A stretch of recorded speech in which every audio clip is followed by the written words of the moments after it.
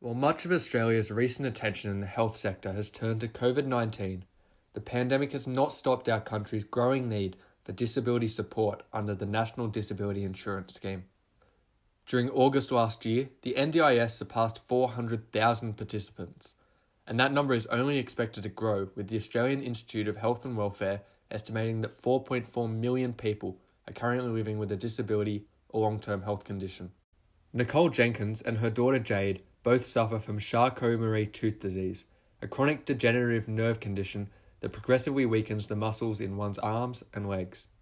Nicole has received support from the NDIS since the program's implementation in 2013 and was extremely thankful that her support continued throughout the COVID lockdown, stating that her physical and mental health would have been greatly affected without the assistance of the NDIS. I was really fortunate with physio. I could still go because physiotherapy was closed to everybody, but because I was NDIS and it was one-on-one, thank God, I was allowed to go through the whole COVID. So if I didn't, my strength would have really deteriorated.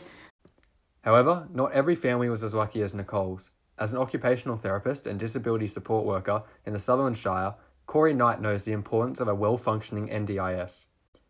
He witnessed and understood the reluctance of some families in allowing support workers back into their homes following COVID, but he worries what that might mean for their future funding.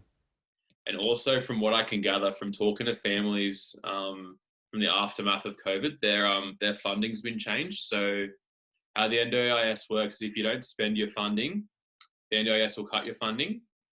But realistically, they still need this funding. It's just because they didn't use it during COVID. And then that in turn, that affects them because they don't get the stuff that they need, but it also affects me because it means I can't work as much because their funding's getting cut.